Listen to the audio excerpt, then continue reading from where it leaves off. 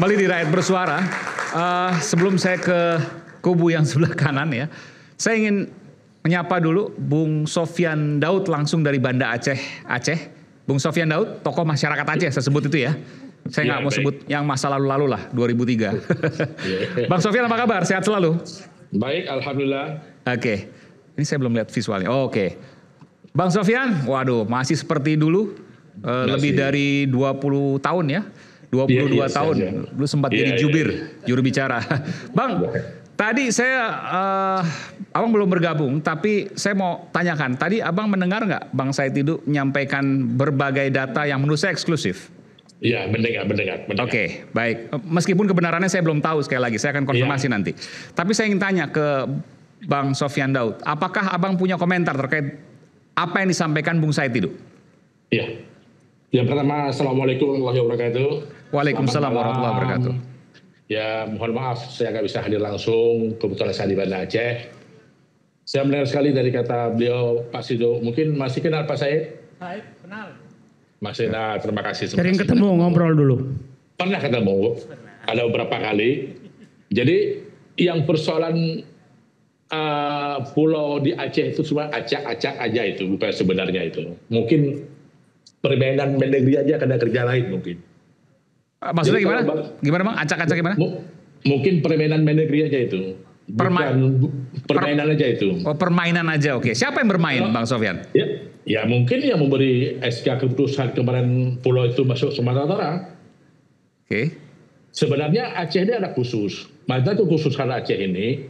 Mungkin para menteri yang lain pun jangan ambil keputusan dulu. Jadi coba bicara dengan presiden. Jadi gini, Aceh ini di masa lalu yang kita ingat, susah sekali puluhan tahun. Ini saya bicarakan mungkin mohon maaf lah, karena konsep terulang masa lalu dikit. Dengan masalah pulau ini. Mungkin saya akan mengulang masa lalu sedikit saja supaya dipahami. Jadi gini, saya 30 tahun yang dulu, saya nggak bicarakan pulau 4. Yang saya bicarakan 4 wilayah. Timur-Timur, OPM, RMS, dan Aceh Merdeka. Jadi masalah Aceh, masalah pulau ini masalah kecil. Jadi sekian lama tahun 2005 Aceh selesai masalah dengan perdamaian serius. Ini yang diharapkan oleh pemerintah nasional. Dan malam ini saya mengharapkan dari semua ini kawan-kawan nggak ada yang mau Aceh pisah daripada Indonesia. Semua kan kita damai. Ini masalah kecil, masalah pulau. Masalah investasi merah Arab masuk Aceh silakan, nggak ada masalah. Kami membuka peluang kepada siapapun membangun Aceh, tapi jangan diklaim. Ini Aceh ini sebenarnya pulau itu dari zaman dulu, zaman kerajaan itu milik Aceh itu. Dari dulu masa Wedana itu udah milik Aceh. Bahkan punya KTP pemilihan umum semua orang Aceh di situ, orang Singkil. Ini ada dua loh, orang keramat. Bicara sejarah, ada namanya Tunku Abdul Rauf Helsinki, ada Hamzah Faisuri, orang yang memperkuatkan bahasa Semenanjung Melayu dan sejarah yang besar di masa lalu. Ini kuat. Jadi bahkan 2006 ada Undang-Undang Nomor 11 Pemerintahan Aceh 2006 yang kan memicu bahasa Aceh kepada undang-undang sebelumnya. Itu aja kan. Jadi nggak udah yang lain nggak usah dibahas. Saya kira itu udah jelas. Mohon perhatian pada kawan-kawan semua. Kalau bicara Bobby itu kan itu bicara anak kemarin itu. Nggak tahu apa-apa yang kondisi Aceh. Pak Tito pun masa dulu dia masih prajurit. Kalau masih dia tuan Aceh ya tugas tembak, tangkap, lepas itu aja kan. Tapi yang tahu Aceh sekarang ya ada. Di tim Presiden Pak Prabowo ada Pak Prabowo sendiri. Ada Pak Luhut, ada Pak SBY, dan ada Pak Wiranto. Yang lain nggak tahu apa tentang Aceh. Jadi ini penting. Sekarang yang kita pikir Papua. Yang belum selesai, yuk kita sama bikin Papua perbaikan. Ada solusi nggak Papua? Kenapa Aceh udah jelas, udah senang, udah enak diganggu. Sekarang harus benar dibangun, baik-baik Aceh yuk bersamaan. Aceh belum selesai. 35 tahun Mas, Aceh ini belum ada solusi untuk perdamaian. Kapan muncul perdamaian di 76? Masa Presiden Bu Megawati, tapi gagal waktu Pak SBY Menko. Dilanjutkan oleh Pak SBY dengan Pak Wapres Yusuf Kala. Selesai masalah. Kami ini relawan menjaga perdamaian tanpa digaji oleh pemerintah. Hari ini saya menerima, ini Aceh memangas. Api sudah ada Aceh. Iya. Jangan sampai buah minyak, itu bahaya. Tapi kan gerak cepat Pak Prabowo ini positif, betul ya? Ini yang kami sanjung dan hebat. Pak Prabowo. Ini kan jadi permainan kan, dianggap oleh anak-anak yang lain sejarah. Kondisi sekarang di sana sudah tenang lagi ya Bang ya? Iya pasti tenang. Kalau Presiden ambil pasti tenang. Tapi kan jadi dokumentasi yang nggak bagus. Jadi jangan dianggap yang selalu nggak bisa lagi. Ada juga ke depan nanti 50 tahun ke depan perdamaian Aceh nggak disahkan, digagal. Kan nggak bisa gitu. Ini bersama-sama Aceh. Wilayah dianggap oleh NKRI, yuk kita sama mau bangun. Jangan ada 4 pulau. Saya dengar cerita Pak, saya terharu karena saya pernah ketemu dengan Pak Luhut. Kalau nggak salah, kalau nggak 2021, 2022, Pak Luhut sampaikan, waktu Emirat Arab Aceh diutuskan dari Gubernur Aceh, Nova Irawansyah waktu itu, yang akan bawa. Bukan dari Sumatera Utara, berarti masih Aceh kan? Sampai Pak Luhut marah kepada Gubernur Nova Irawansyah. Kenapa? Dibawa jalan darat sampai 18 jam. Mengeluh orang itu akan pulang, kenapa nggak disewa helikopter dan pesawat? Itu Pak Luhut diarahkan ke Gubernur Aceh yang akan bawa investor dari luar itu Emirat Arab. Jadi kalau nggak salah tahun 2020 atau 2021 saya lupa. Pokoknya Pak Luhut pernah ajarkan saya hal itu. Jadi waktu zaman itu masih Aceh. Kenapa nggak lewat? Iya. Tadi Pak Said juga sampaikan. Dari Sumatera Utara kan dibawa ke pulau itu. Baik, nanti akan ada Wamendagri, mungkin Bang Sofyan Daud juga akan berbincang dengan Wamendagri, nanti saya akan sambungkan juga. Tahan dulu Bang Sofyan, saya ingin mengkonfirmasi soal apa yang kemudian disampaikan oleh Bang Said itu. Tadi saya ulangi sedikit Bang Said, Anda mengatakan bahwa ini sebenarnya pernah dicoba kerjasamakan Pak Jokowi pada tahun? 2016 dengan Uni Emirat Arab. Dengan Arab Saudi, tapi kemudian gagal karena sebelumnya pernah ada histori atau sejarah Aramco dibatalkan. Lalu kemudian dikerjasamakan lagi tahun 2021 dengan Uni Emirat Arab. Dengan Uni Emirat Arab oleh Pak Jokowi. Pak Jokowi lewat MOU antara Pak Luhut dengan Uni Emirat Arab. Oke, 4 pulau ini ya. Pulau Lipan, Panjang, Mangkir Besar, Mangkir Kecil. Gagal juga? Enggak, ini sementara berunding sebenarnya. Masih dalam proses perundingan. Sampai kemudian Pak Jokowi turun, lengser. Lalu kemudian dilanjutkan menurut Anda nih ya, dilanjutkan oleh menantunya Bobi Nasution yang sebelumnya Aceh lalu kemudian ditarik ke Sumatera Utara. Kan itu jadi kemudian persepsinya. Yang menarik adalah lobby Bobi Nasution bukan pariwisata.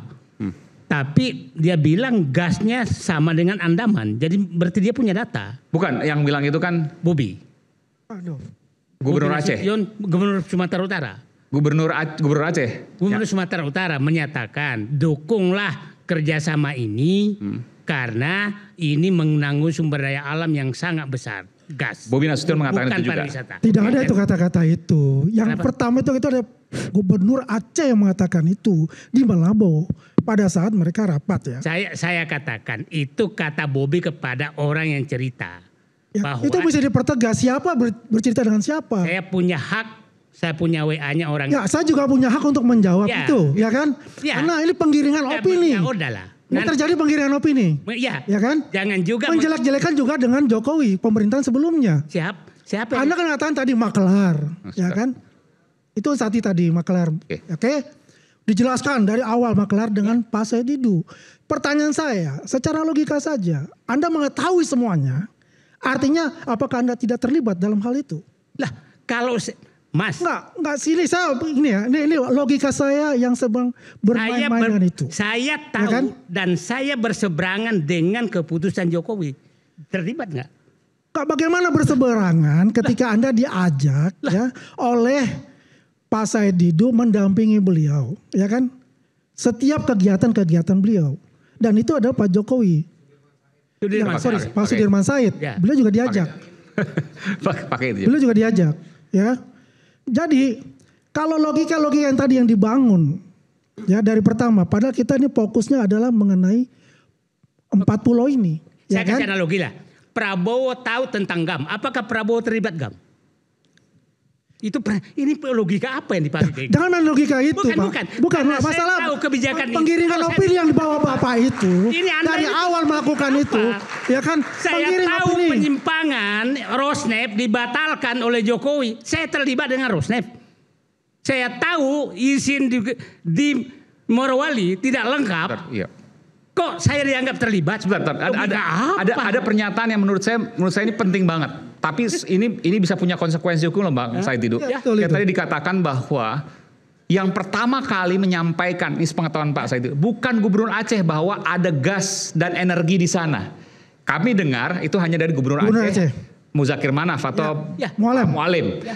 Tapi ternyata Pak Said Didu, Bang Said Didu itu mendengar bahwa Gubernur Bobi Nasution menyampaikan ke seseorang, tolong dukung karena ada sumber daya alam yang sama. Tolong dukung pemindahan 4 pulau itu ke Sumatera Utara karena ada gas dan energi di sana. Nah ini masalah ini. Baru-baru inilah. Baru-baru ini.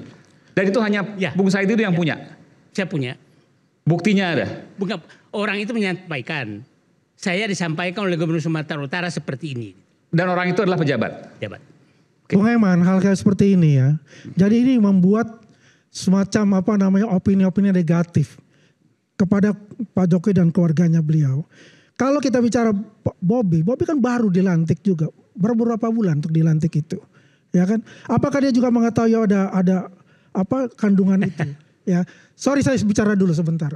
Ya, karena ini opini yang digarap ini, yang dijalankan oleh silakan. Saat ini efeknya serius. Kenapa? Anda mengatakan ada pejabat berbicara dengan Bobi. Kemudian menceritakan kepada Anda. Ya. Tapi Anda tidak mau membuka siapa itu. Itu hak saya nggak membuka. Ya boleh, itu hak silakan. Tapi Anda ini berbicara secara asumsi. Tidak dengan data.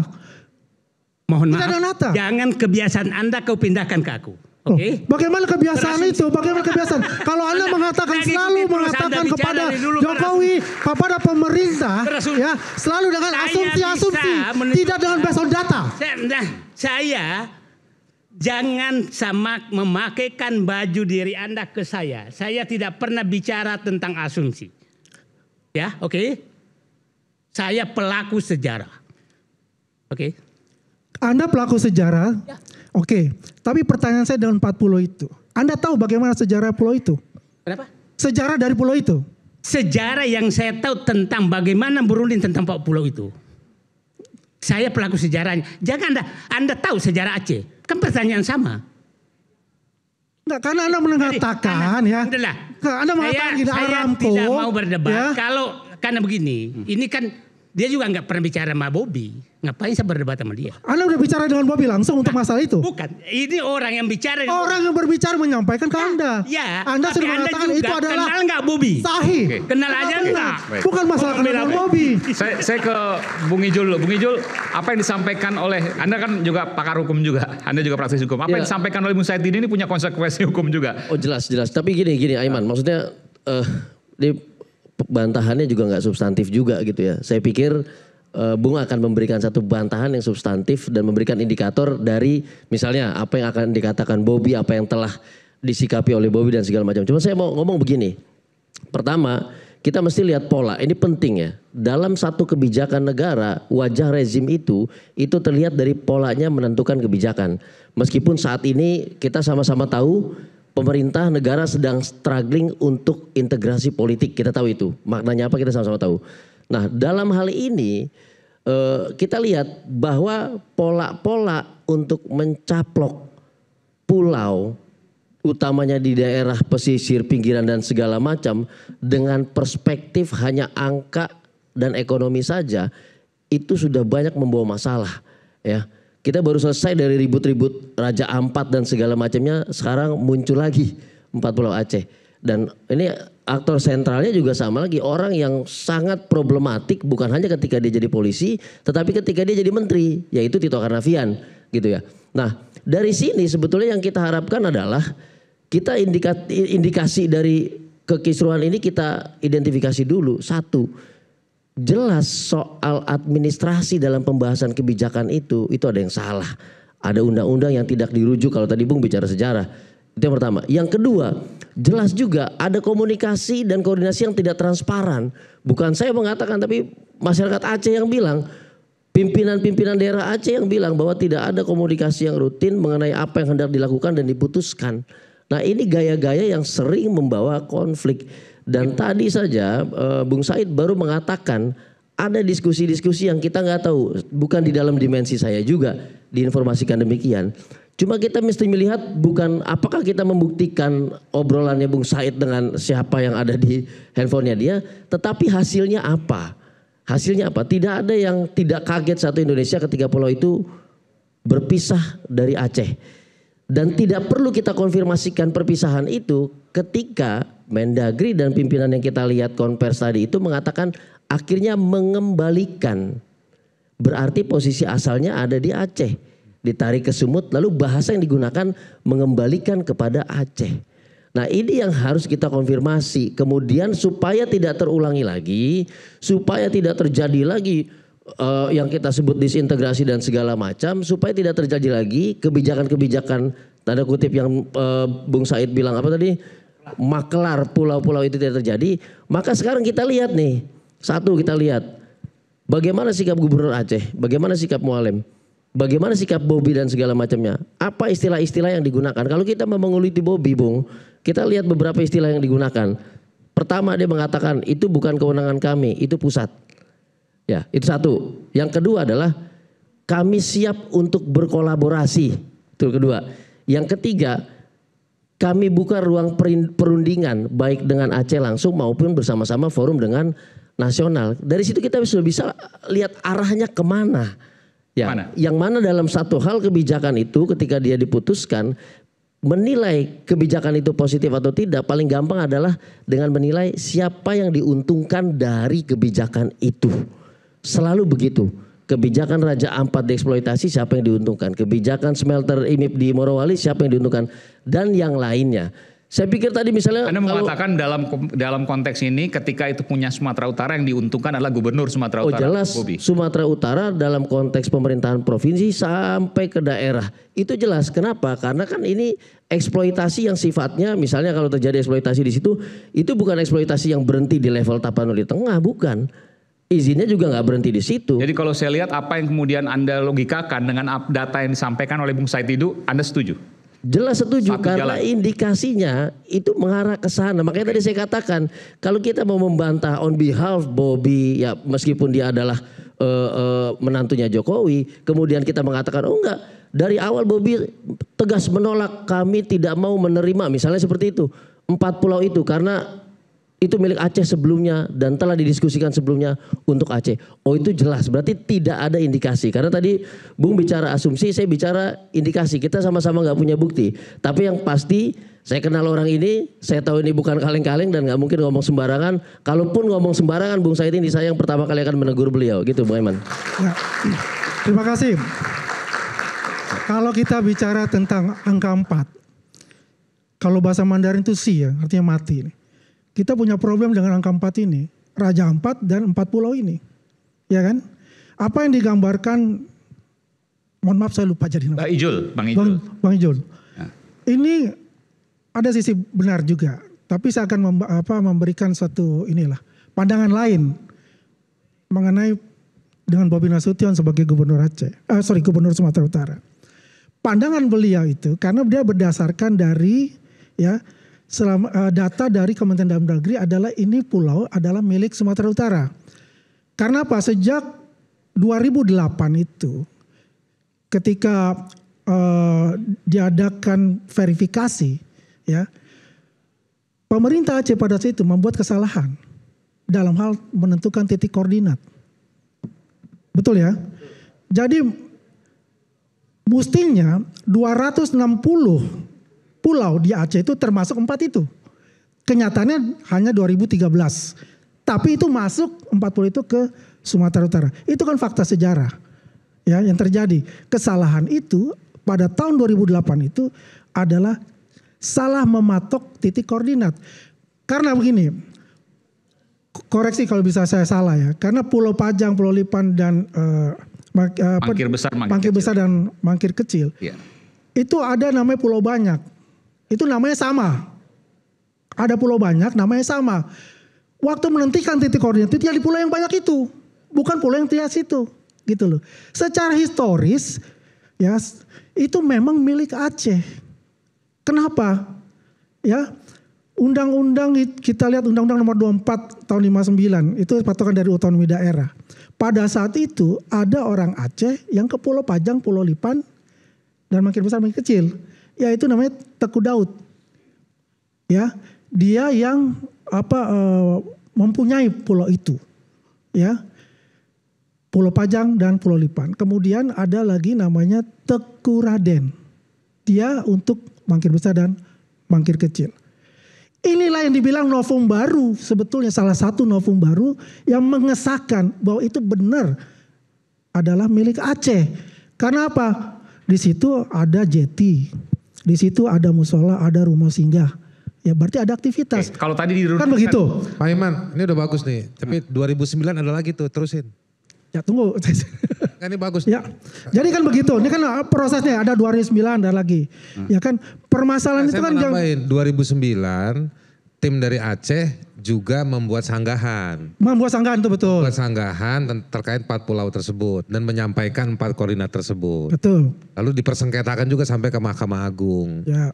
Sampai di Mahkamah Agung dibilang juga ini punya Aceh. Jadi sebenarnya faktanya sama. Nggak pernah berpindah. Nggak usah kita yang ada di sini. Oke. Tidak sejauh. Ini kan kita bicara secara melihat, sejarah, historis. Sejarahnya sama nih ya. Ya, secara historis ini kan perjalanannya. Dan saya mau nambahin bahwa dalam soal penetapan ini nggak cuman soal melihat wilayah, tapi ada aspek sosiologisnya, ada aspek historisnya. Nah, baru nanti kemudian aspek teknisnya. Gitu. Jadi kalau yang Wamen nanti Wamen juga ngomong mudah-mudahan. Kalau saya lihat di berita topografi itu aspek teknis. Ya. Tapi kalau aspek historisnya dia saya belum melihat dia menyampaikan atau dia mungkin belum ada di Kemendagri waktu itu. Nah, aspek sosiologisnya juga seperti apa? Termasuk waktu pendataan rupa bumi, nama dan lain-lain itu juga ada pendataan potensi. Kalau tadi diperdebatkan, didiskusikan soal siapa yang ngomong ada gas, tadi Pak Said ngomong kan itu Bobby. Iya. Ada juga yang banyak orang nonton si Mualim kan gitu. Ya. Nah sebenarnya juga gak usah terlalu kontroversial dalam menuding soal metodologi dapat bukti. Ya Bang Said boleh aja dia dapat dari kaleng-kaleng bisa, abang sana juga bisa.